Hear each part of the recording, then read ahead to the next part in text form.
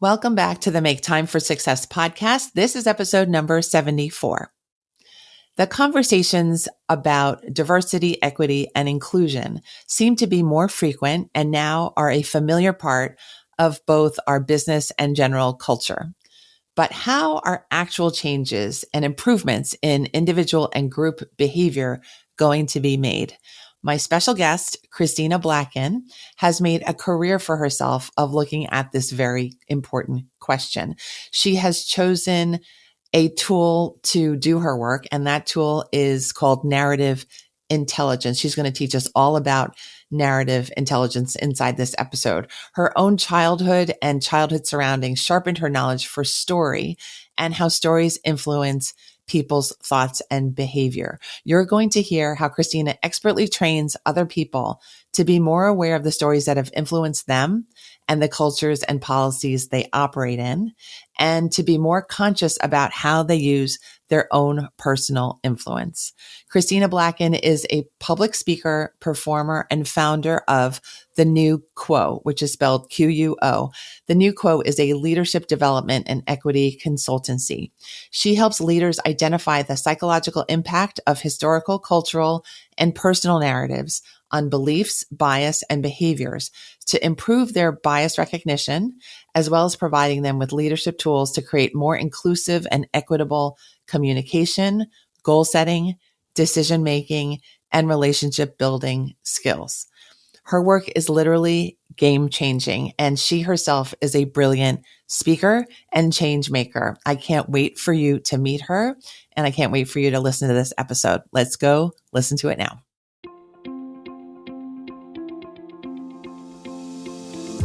Hi, I'm Dr. Christine Lee, and I'm a psychologist and a procrastination coach. I've helped thousands of people move past procrastination and overwhelm so they could begin working to their potential. In this podcast, you're going to learn powerful strategies for getting your mind, body, and energy to work together so that you can focus on what's really important and accomplish the goals you want to achieve. When you start living within your full power, you're going to see how being productive can be easy and how you can create success on demand. Welcome to the Make Time for Success podcast. Hello, my podcast friends. It's Dr. Christine Lee. Welcome back to the show. Today, I have the pleasure of talking with and interviewing Christina Blacken, who is a leadership development and equity coach and leader. She is the CEO and founder of The New Quo. And she and I met a month or two ago. We were masked at a lovely mastermind of our mentor, Pamela Slim. And I just loved everything Christina was saying, her energy, all of her experience. And I knew I had to have her on the show. So Christina, thank you for being here with us today. Thank you for the lovely intro. You're very welcome. I love your energy. I love your podcast. Why don't we start there? Why don't you tell us the podcast so people know exactly how to find you after this conversation is over? Yes. So I have a podcast called Sway Them in Color. That's SWAY, because people are always like, what's that? And I really started it because I was listening to leadership podcasts and just felt like there was a significant story missing when it came to unconventional leadership and underheard voices, particularly voices from women, people of color.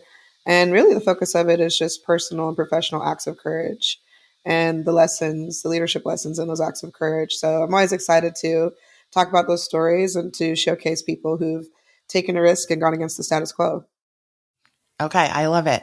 While we're here on the podcast, I'm going to put in another question. And could you share with us what your feelings were about launching a podcast? Because I know my own experience was delay, stories about, oh my God, how is this going to be? What's going to happen? And what was your journey like there?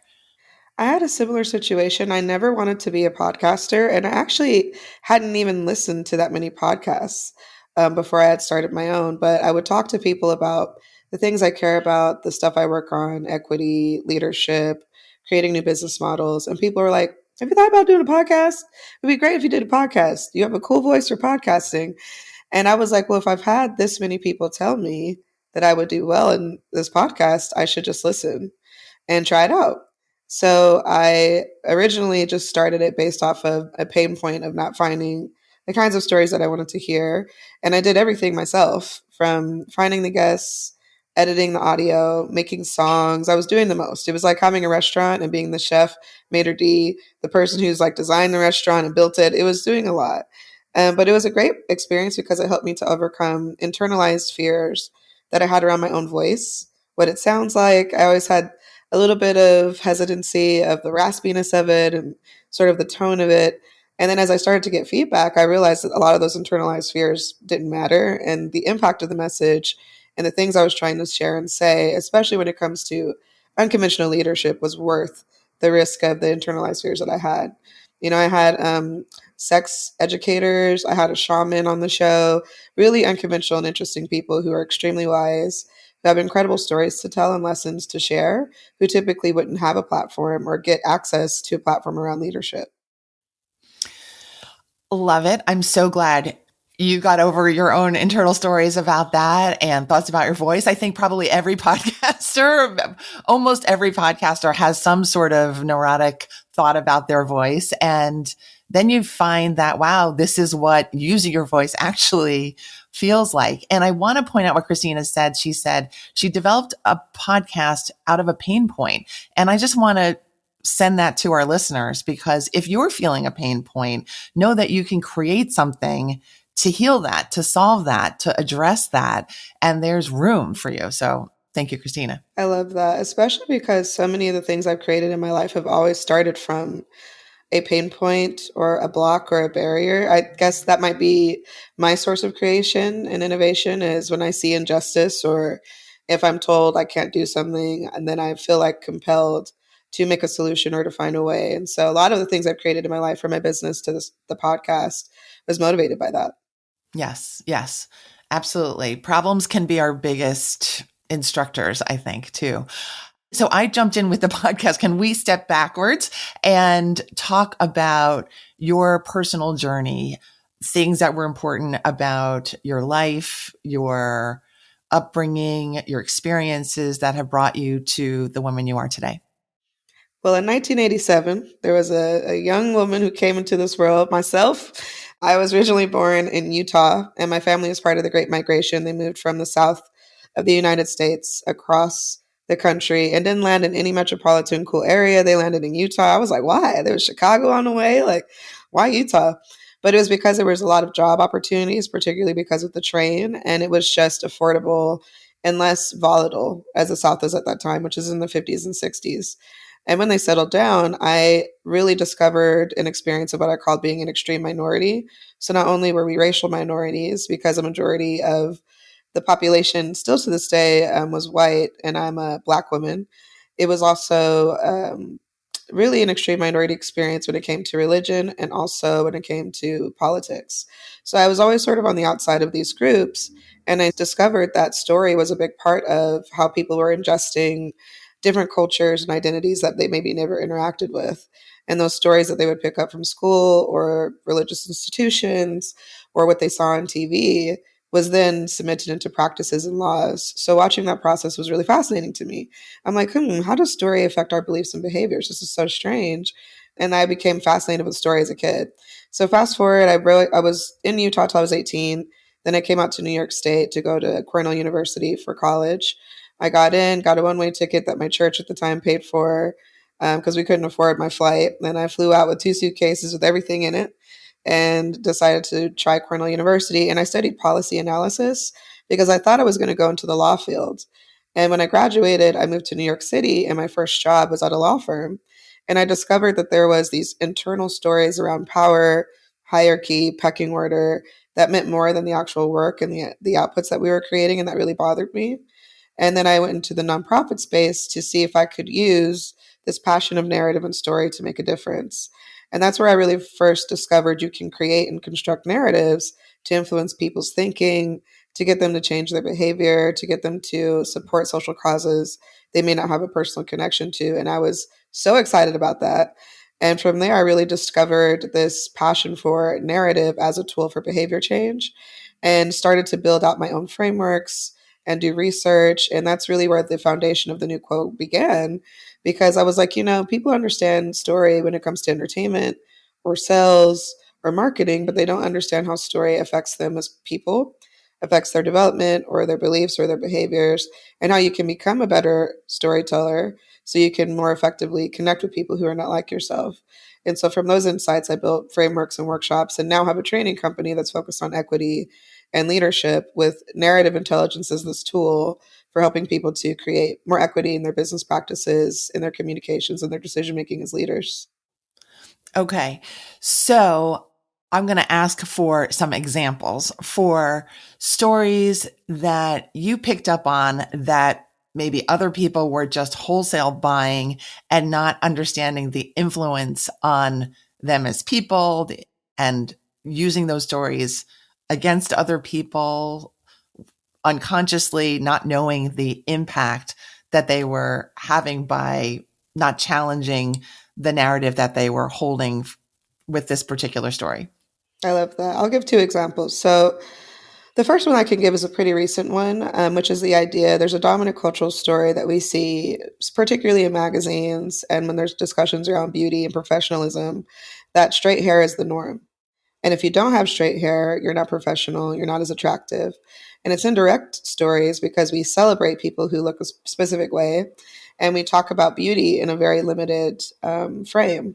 So those seemingly innocent narratives around straight hair being the norm get then cemented into stereotypes and assumptions about professionalism and how people present themselves at work.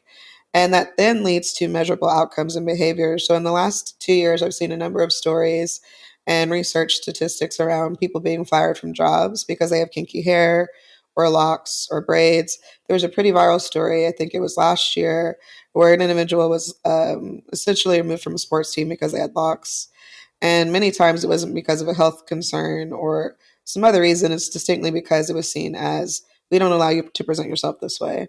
Now, the irony of that is kinky hair is natural. It's what comes out of people's scalps. But if you've been in a society that doesn't accept it, and you will have repercussions of losing your financial stability or livelihood for wearing what naturally comes out of your hair or out of your scalp, then people will do what they need to straighten their hair or to suppress that natural part of their bodies. And so that's just one example of many where there's this broad dominant cultural narrative that's showcased in entertainment or magazines or anything else that seems like it's not a big deal. And then it becomes a norm that then solidifies a behavior and a practice. Another great example is there was a psychological, or it was organizational psychologist, say that 3 times fast. Her name's Tina Kiefer, and she works with business executives around the world. And she was doing an activity a couple of years ago abroad. I think they were in the United Kingdom, but she was working with a group of business executives who spoke a different language than her. And she wanted to understand some of the dominant narratives they had around leadership. So she asked them, I want you to draw a picture of what you think an ideal leader looks like. Just whatever comes to mind, put it down on a piece of paper, draw an actual picture, and then we'll talk about it. So at the end of the activity, she was getting the pictures handed back in, and she saw a majority of the people drew a man in a suit with light skin and straight hair, which was shocking because they gave no parameters of what an ideal leader looks like. They said, just draw what comes to your mind. And so they thought it was a fluke. Like maybe it's just this group of business executives. Maybe it's not like a normal thing. And that study was repeated dozens of times around the world. And almost every single time, a majority of participants will draw a man with straight hair in some sort of business suit or professional quote unquote wear when asked what an ideal leader looks like, no matter the demographics of the group itself. And that is because we have tons of dominant narratives around who leaders are. Think of Wolf of Wall Street or other funny movies and stories around men in business. And almost always we see men in positions of leadership and power and women as supporting roles or maybe not powerful. And if they are powerful or in a CEO role, say Devil Wears Prada, it's typically in a negative sort of antagonist trope in the narrative in and of itself. And then we also have societal specific structures that have made it really hard for different types of demographics to become leaders. So we kind of reinforce our own patterns and our own practices through narrative. So it's this weird self-fulfilling prophecy of a story may not be real, But it becomes real when the practices and policies emulate those narratives. And then the practice and policies reconfirm that narrative is true because you see real world examples. Yeah, it's like the era that we grow up in. It's not just story. It really is the assumptions. It's the structures are there. I'm just saying what is coming to my head, that we have to always have those stories in our heads as we are constructing our own identity growing up. And that there's always something, as a minority woman myself, there's always something that's other about it that doesn't feel quite like the person I'm seeing in the mirror. This whole conversation makes me think about power and power structures. And obviously, you're trying to address inequity and discrepancies in power and how that affects each of us negatively. Can you describe how narrative intelligence can give you a way into addressing the power differentials? I love that question. So, narrative intelligence is a term that's becoming a little bit more popular. It was first coined around the 1960s by AI researchers because they were trying to figure out how do we get robots and algorithms to organize information in narrative format, similar to a human brain, because we're the only creatures really on the planet that constructs narrative to really understand the events and phenomena happening around us. We attach a narrative to it. And so they coined the term, and the term has started to pick up some momentum because essentially narrative intelligence is the ability to recognize the patterns and the narrative tropes that are internalized within you when it comes to societal or cultural stories, and how those then affect your behavior, your thinking, your biases, and shifting them appropriately if they're in the way of your full potential. Because there are stories we can ingest that may not be true, but then could affect how we think and what we do. And then on the flip side, narrative intelligence is also the ability to construct story, to influence other people's thinking and behavior. And it can be done for good or for bad. We've seen lots of leaders leverage and weaponize narrative. If we think about how COVID has kind of unfolded, a lot of the false stories and really just inconsistent data was wrapped up in stories around freedom, and they weren't necessarily based on truth or reality, but those stories pricked people's values. They made people feel an ideological sort of stalling point. And there are people who have suffered because of believing certain false narratives about what was happening with this disease and with this virus.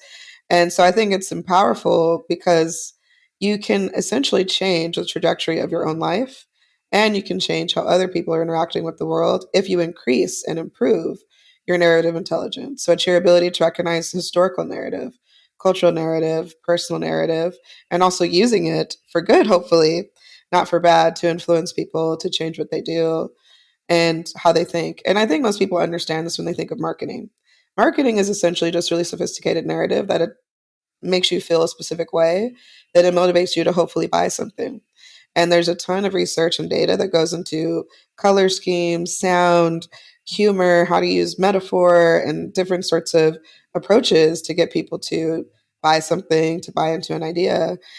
Marketing is in of itself a powerful tool. We can market ideas, we can market ideologies, we can market belief systems, and that can completely change the trajectory of what people do and how a country functions. Even how a country is formed is usually based on a series of narrative tropes and myths. We have the bootstrap myth in the United States, this idea of picking yourself up by your bootstraps, self actualization, and personal achievement. These are all stories that were constructed to organize our country, organize how we think. Even if we're not living up to those myths, they still become a central point of how people perceive and ingest what this country is and what it does and why we have certain policies.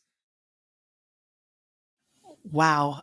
You have such a powerful way of explaining things. I am curious how you go into organizations, corporations, industries, and take on the prevailing culture there and assist.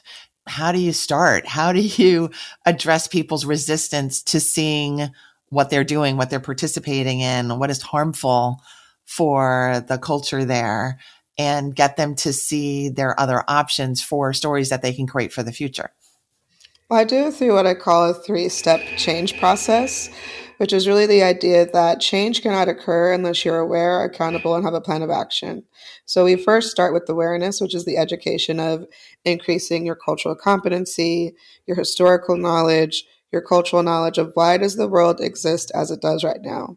Because I think people forget the structures around us when it comes to laws, policies, cultural practices. We've made them up and they are constantly changing. And if you don't understand history, you cannot be an effective communicator. You cannot be an effective leader. It's kind of like entering a book at the fifth chapter when there's four chapters ahead of it that you never read. So I think the awareness portion is important. And then accountability means understanding my micro or macro role in the status quo that currently exists. So, what are the personal beliefs and behaviors and stories that I've ascribed to that have created the culture and the experience that's around me right now? And I use a particular tool called narrative inquiry and self reflection so people can connect the dots of their personal story to what they're doing and thinking right now, and how some of that can be for good, and how some of that might be in the way of their full potential as a leader.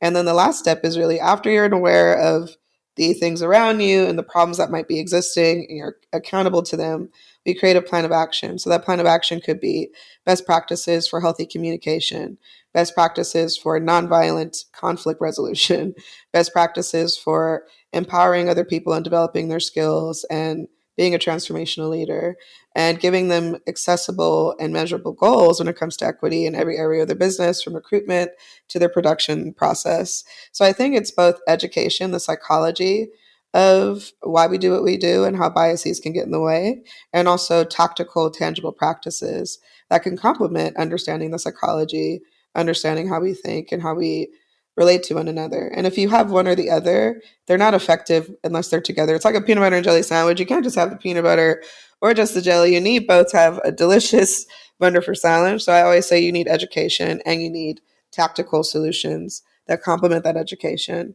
And I think what's exciting about this is as human beings, everything that we do devolves into story in some way. How we look at our lives, how we talk about our experiences, how we think about the world around us, how we organize our families and our communities and our friends. There's series of stories that help us to remember the past, that help us to motivate around goals and why we're ascribing to certain goals. And so it's great to know that you don't have to be a Jay-Z or a Picasso or someone exceptionally talented to enact some of these practices in your own life so that you can influence and inspire people towards a mutually beneficial goal that can help everybody. And that's really my goal, is to help people to disrupt the bias in the way of their potential and help them build better and deeper relationships with people, especially if those people aren't like themselves. Okay. What about the people who are resistors, I guess? I saw something you had written on Instagram, I think, about kind of the past, where kind of like, oh, I'm friends with this person, I'm not racist, where it's the individual's view of themselves is like a barrier to being open to seeing it, how other people might be seeing them or be being influenced by them or harmed by them. And I'm just curious about that, maybe a few isolated individuals and how you see that and how you approach that. That's a great question. So, what you're referring to is a podcast episode that I titled Being Liberal Does Not Give You an Oppression Pass. So, this assumption of if you have liberal and progressive views, there's no way that you can enact problematic beliefs or behaviors that are harmful when it comes to social issues or race or gender or class or sexuality, you name it. And I think with that particular episode, I was trying to appeal to the point that we kind of have a values gap. I think there's a significant portion of people, if you ask them, do you think that we should really strive to make sure that everybody's basic human needs are met? Most people would say, yeah, I'm down with that. That sounds cool. Like, what kind of future does that look like? But then if you question them further on how are you expressing that value in your life? Are you conscious of the things that you're buying? Are you conscious of the stereotypes and tropes that you put into your products or your content or your communications? Are you conscious of the ways that you are potentially harming somebody or not in the things that you say and do?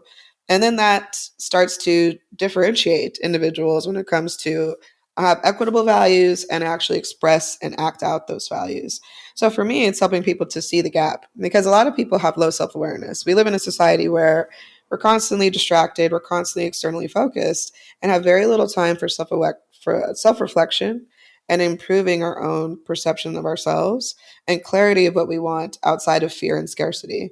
So if people get the chance to self reflect and are given tools to create new narratives and norms for themselves when it comes to their power or when it comes to sharing resources, then they can begin to actually close that gap between, I really like this equitable value, and I actually want to express that in what I do make and say as an individual. So that's my first step, is seeing, where is somebody on that scale? Are they actually expressing their values externally with what they do? Are they using the small elements of privilege they have to elevate other people, to give them access? Are they doing education and constantly sort of building the muscle of becoming more conscious of what they do and say? And if they aren't there, then I help them and equip them with those tools. Now, people who are extremely resistant, they don't fall into that camp. There are people who have a staunch commitment to a worldview of zero sum games, that if one group gains, another group loses, and it's eye for an eye, right? And if you have that value system, it's not that you can't change. It usually takes extreme social pressure where it becomes very socially unacceptable for those beliefs to be supported, or you essentially have a traumatic experience that then maybe creates an enlightening moment. Those are the individuals who are very far in that camp. So I call those people who might go to a Ku Klux Klan meeting, or who are actively part of Proud Boys and are white nationalists or something, for example, right? Those people, they can change. But I don't spend a ton of my work there because many times it's going to take extreme social pressure or a massive experience to change their worldview. But I can work on the social pressure part, which is the people in the middle who have good values but don't express them necessarily or don't know how to. If you get more of those people on board and move them from passive to active, you then have enough social pressure that the people on the very extremes might be like, wait a minute, really isn't socially acceptable to be lynching folks. Maybe we shouldn't do that, right? That's kind of what happened in the past. There were certain behaviors that were the norm. Going to a lynching, that was a norm. Sending a postcard with someone lynched on it, that was a norm. It wasn't seen as extreme and crazy. You do that now, you're a social pariah. And that came from social pressure, not necessarily someone going to that lynching meeting and saying, hey, y'all, maybe we shouldn't do the X, Y, and Z. It's not going to convince them. Other things when it came to social pressure just did.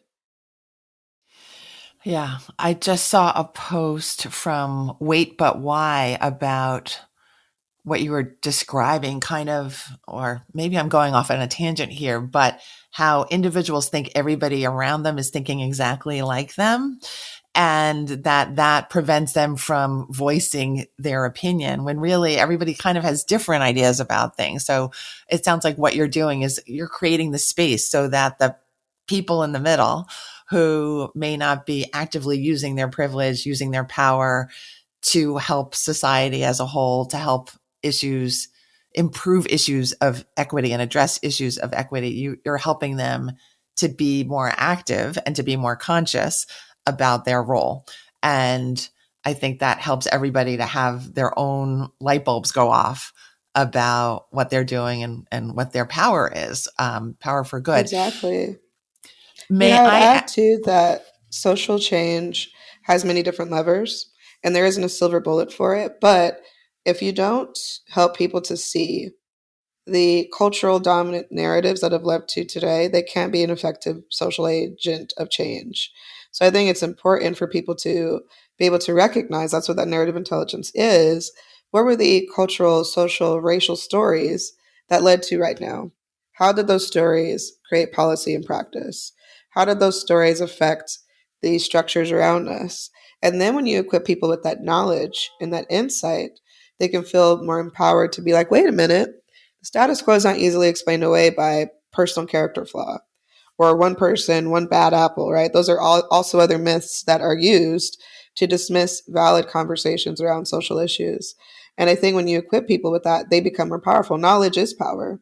And leveraging your knowledge to motivate people around a centralized goal is one of the most powerful things you can do. And people do it all the time, but maybe they're doing goals that are based on scarcity or fear of hoarding resources, which is not that motivating and it's not that beneficial to everybody.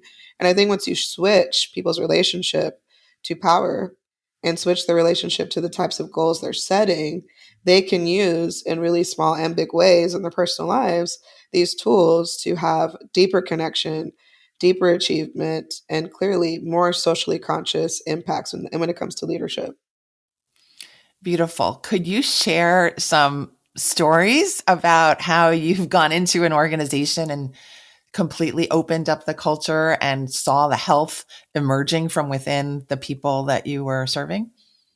Absolutely. So I worked with a really young startup that was in the CPG world. They were sort of raising a ton of money. They're on exponential path of growth, but they were like, "Listen, we don't know what we're doing when it comes to leadership and management. We have gotten an idea together for this energy bar that's blowing up, but we want to do business differently from the beginning. We need help, we need assistance, we need coaching." And so I helped them with basic training on understanding social issues and bias and how it can affect their culture and the ways that they manage and their leadership styles. And then I worked also on an equity framework of goals for them when it came to recruitment, learning, culture building, their vendor selection, and their production process. We worked together through a series of activities so that they can cement habits into the process from the beginning. So, an example is they didn't have a structure for getting regular feedback on their culture.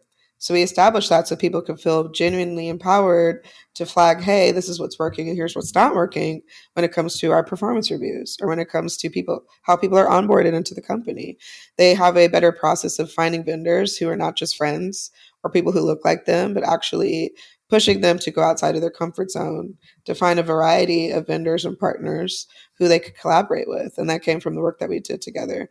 And even the leadership feeling like, oh, this is not some inaccessible, nice to have nonprofit thing to strive for equity in our business. This is a central part of how I view my company structure, and it's going to affect the decision making I have when it comes to the type of goals I've set. So that's one example of an organization who are at the beginning stages of organizational growth and who are trying to figure out, how do we put a plan in place now so that we're not course correcting 10 years from now when we have employees leaving in mass and we have a PR fiasco on our hands or something like that. I've worked with older organizations and they are in a pattern of training and education, but not necessarily structural change, which I do think needs to shift. They'll do, that one workshop a year, or they get a speaker for Black History Month, and then they don't have much tangible change after that. And so I encourage a lot of the organizations I'm with to invest in this almost like a marathon. It's like fitness. You don't just pick up one dumbbell in 1995, do one curl, and you're like, I'm cardiovascularly fit for the rest of my life. I never have to work out ever again. It's like, no, working out is a habit. So if you're going to become more socially conscious and equitable as a leader, it's a habit that you have to think about what you read, what you do, what you consume on a regular basis. And that's what I'm really trying to teach all of my clients. At this stage, I've trained almost 9,000 people across 9 industries. And there's still some really common patterns of, well, we've always done business this way. But we have to start at the structural part of business and realize that having a pyramid, hoarding a small group of people, enacting most of the power and getting most of the return, that in of itself is fundamentally flawed. And until we get to the point where we're changing fundamental structures and the stories on why those structures exist, we'll continue to replicate inequity. So my plan and my work is long term. It's going to be a lifetime. I don't think when I'm 50 years from now, I think there'll be some incremental progress, but I'm not expecting things to change overnight, nor do I think my work is the silver bullet for solving these things. I think it's just a set of tools and education that can help people in that process and in that marathon of getting to a new future that we're excited about. I think you're an exciting person. I think your work is amazing. I find myself wondering, how has doing this work affected you personally as an individual, as a woman growing and developing, and someone who grew up in Utah, born in 1987, and where you are now? Kind of, how has the work fed you back? The work has really made me question the narratives I believed around business. Before, when I was first starting the new Quo, I was focused on just traditional business practices of getting a product in the market, pricing it appropriately, making sure I could feed myself and pay the bills. And then I started to really question how I was building my business. So, what are the goals that I'm setting? What is the growth that I care about? What are the services that I feel like are genuinely impactful on this problem and not just a quick way to make a dollar? And I had to really step back and start to unpack some of the unhealthy things I had learned about business when it comes to hustle culture or feeling like exponential linear growth is the only thing that means success. I had to really uncolonize my mind and unpack those things so that I can set different goals for myself. I made a decision of I'm not going to try to exponentially grow. I'm not going to say yes to everything just because it'll lend to extra cash in my pocket. I'm going to turn away organizations who are clearly doing performative stuff and are not committed to genuine change.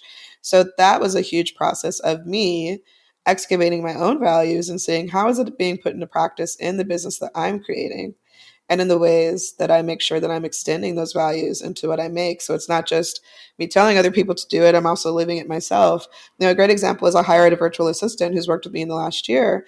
And I said to myself, I'm not hiring anyone unless I can pay them far above market price. I mean, we have labor prices are extremely low. And I think people matching market price think they're doing a good job. But in fact, people are chronically underpaid and chronically underemployed. And so I pay her equal to what would be a six-figure salary. She doesn't work full time.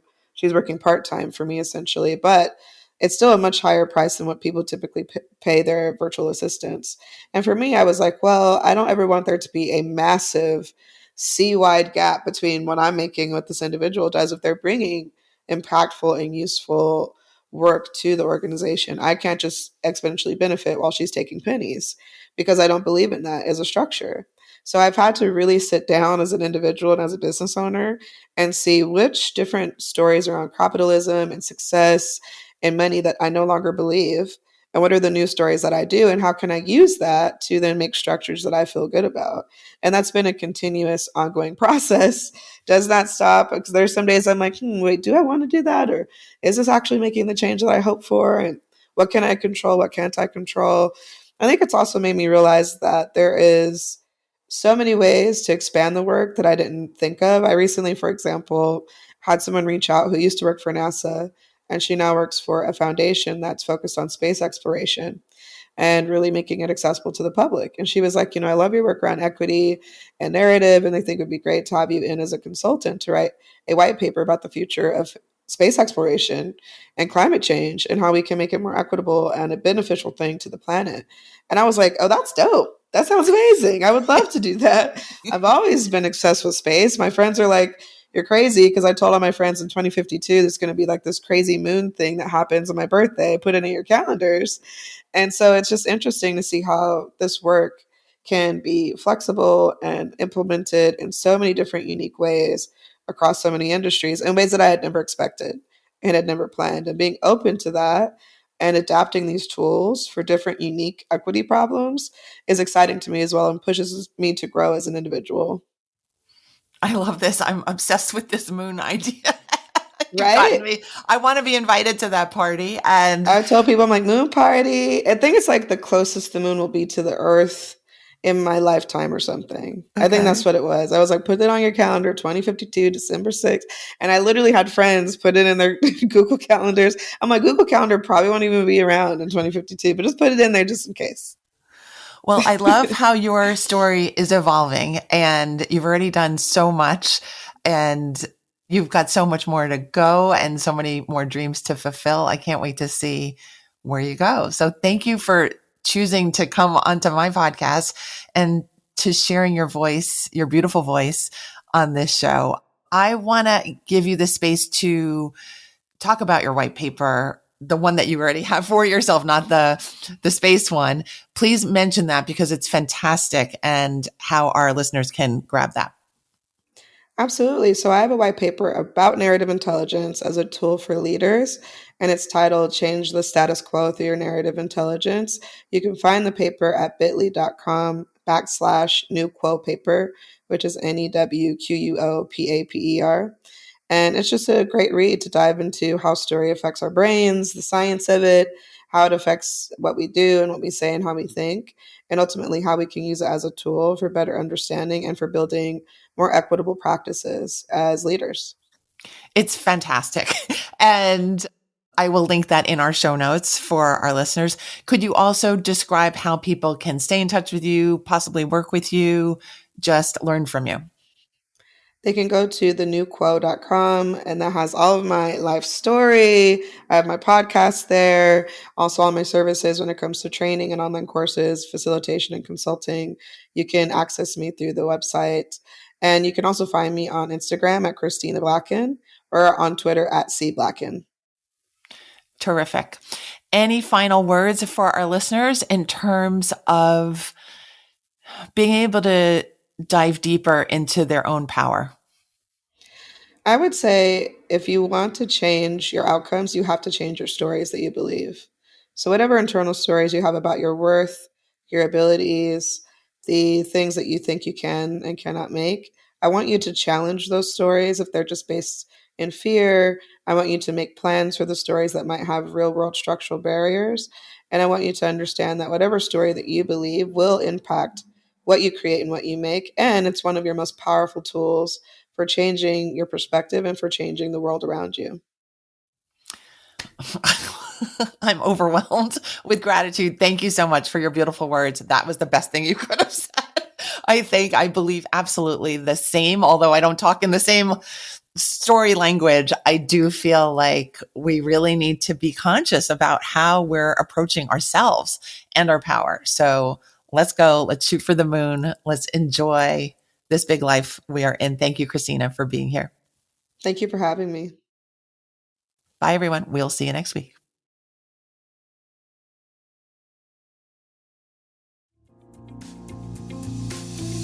Thank you for listening to this episode of the Make Time for Success podcast. If you enjoyed what you've heard, you can subscribe to make sure you get notified of upcoming episodes. You can also visit our website, maketimeforsuccesspodcast.com, for past episodes, show notes, and all the resources we mention on the show. Feel free to connect with me over on Instagram too. You can find me there under the name Procrastination Coach. Send me a DM and let me know what your thoughts are about the episodes you've been listening to. And let me know any topics that you might like me to talk about on the show. I'd love to hear all about how you're making time for success. Talk to you soon.